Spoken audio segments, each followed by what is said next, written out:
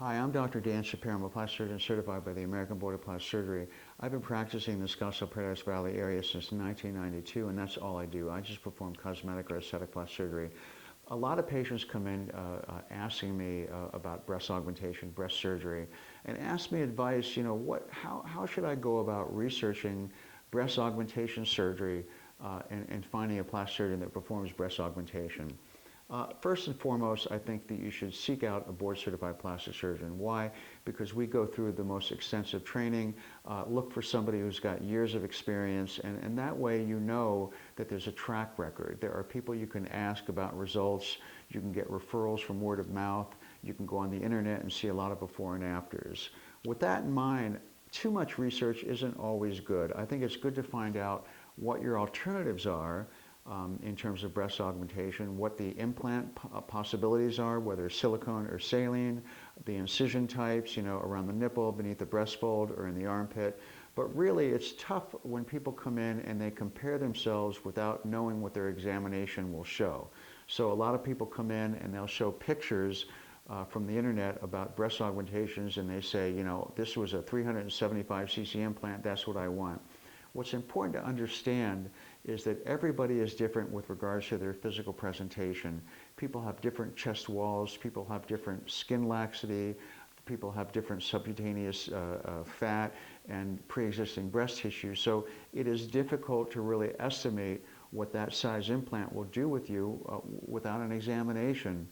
For me in my practice, what I like to do is have people come in and having done the research, they have an understanding of what the recovery is like, what the postoperative course is like.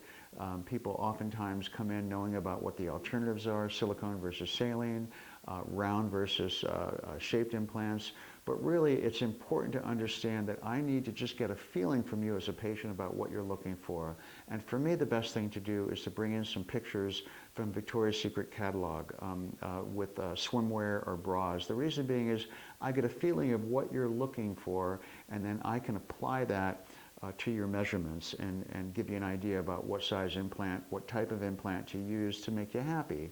And I think it's important to understand also that precise decision about implant size is not done in the office, but actually done in the operating room. When I do a breast augmentation, I have an idea about what size implant I'm going to use, with the idea that you and I have come up with about the size and what kind of look that you're looking for.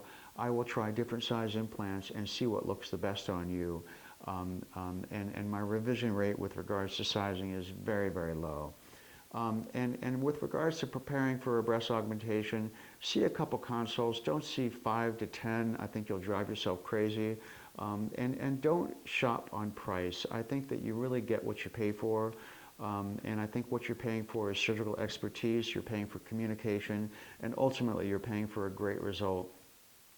I think you're also paying for the office staff and how we treat you.